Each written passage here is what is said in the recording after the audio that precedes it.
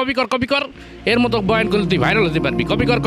ওই দিন যা কিছু বলার বলছি, আজকে কিছু বলবো না। আজকে শুধু দুইটা ডায়লগ দিব, আর দুইজন আমার সাথে সাথে দিব। আপনারা সবাই দেখেন, তার আগে আমি সানগ্লাসটা একটু লাগানি। বিল্লাল ইসলামিক মিডিয়া এসডি, ইসলামের সন্ধানে। কখনো কোনোদিন কারো পারমিশন ছাড়া কারো মোবাইলের গ্যালারি চেক করবেন না। কোনোদিন কারো পারমিশন ছাড়া কারো মোবাইলের গ্যালারি চেক করবেন না। কখনো কোনোদিন কারো পারমিশন ছাড়া মোবাইলের গ্যালারি চেক করবেন না। কখনো কোনো বক্তার পারমিশন ছাড়া তার বয়ান কপি করবেন না। কখনো কারো পারমিশন ছাড়া ফেসবুকে মেসেঞ্জারে কে কার সাথে চ্যাট করেছে সেটা দেখা যাবে না। কোনোদিন কারো পারমিশন ছাড়া ফেসবুকে মেসেঞ্জারে কে কার সাথে চ্যাটিং করেছে এটা দেখা যাবে না। কখনো কারো পারমিশন ছাড়া তার ফেসবুকের মেসেঞ্জারে কে কার সাথে চ্যাটিং করেছে এটা করা যাবে না। কখনো কোনো বক্তার পারমিশন ছাড়া কোথায় কিভাবে বয়ান করেছে এটা কপি করা যাবে না। কখনো কারো পারমিশন ছাড়া কারো মেইলের ইনবক্স খুলে চেক করা যাবে না। কখনো কোনোদিন কারো পারমিশন ছাড়া কারো মেইলের ইনবক্স খুলে দেখা যাবে না। কখনো কারো পারমিশন ছাড়া তার মেইলের ইনবক্স খুলে দেখা যাবে না। কখনো ইলমি যোগ্যতা ছাড়া কোনো বক্তার পোশাক আশাক কপি করা যাবে। আমরা ইসলামকে নামাজ, রোজা, টুপি, দাড়ি এবং জিকির এগুলির মধ্যেই সীমাবদ্ধ করে রেখেছি। আমরা ইসলামকে শুধু নামাজ, রোজা, টুপি, দাড়ি, জিকির এগুলোর মধ্যে সীমাবদ্ধ করে ফেলেছি।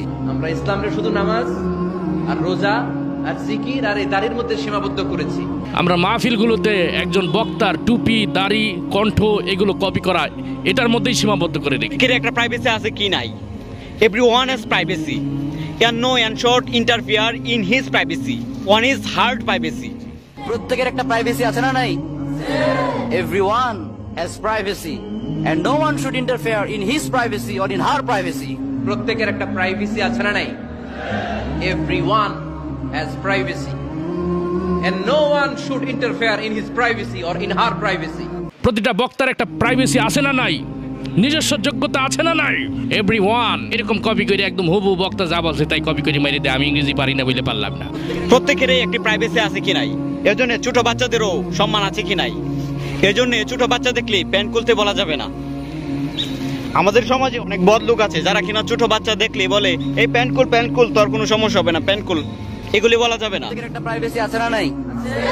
মানুষ ছোট হলেও তার সম্মান আছে না নাই? এজন্য ছোট্ট বাচ্চাকে কখনো প্যান্ট খুলতে বলবেন না।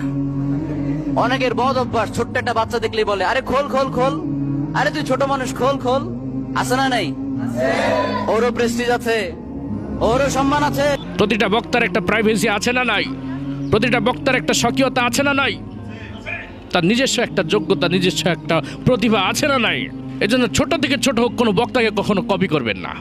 আপনার নিজের যে যোগ্যতা আছে সেটা দিয়ে আপনি বয়ান করবেন। অনেকের বদ অভ্যাস, মার্কেটে কোনো বক্তা দেখলে তার কপি করে বলে যে কপি কর এর মতো বয়ান করলে তুই ভাইরাল হতে পারবি। কপি কর। প্রত্যেক বক্তার সম্মান আছে, প্রতিটা বক্তার একটা প্রাইভেসি আছে, প্রতিটা বক্তার নিজস্ব প্রতিভা আছে। তুমি তোমার প্রতিভা দিয়ে বয়ান করো, কোনো বক্তাকে কপি করে বয়ানের ময়দানকে কলুষিত করবে না। ঠিক কিনা বলেন? আসলে আমাদের সমাজে একটি প্রবাদ বাক্য আছে, পরের গোয়ালে পানি না ঢেলে নিজের গোয়ালে পানি ঢালেন। কে কি করছে না করছে সেটা না ভেবে নিজে দেখেন কি করছেন। আসলে আমার এই ভিডিওতে যে দুজনকে দেখতে পাচ্ছিলেন তারা কিন্তু কপি বক্তা। আসলে তাদের বিরুদ্ধে আর কোনো কথা আমি বলতে চাই না এবং বলবো না। কারণ হচ্ছে নিজের বুদ্ধিকে কাজে লাগিয়ে, নিজের বিবেককে কাজে লাগিয়ে এই অনলাইন জগতে যেটা করবেন সেটাই ভাইরাল হবে। আসসালামু আলাইকুম।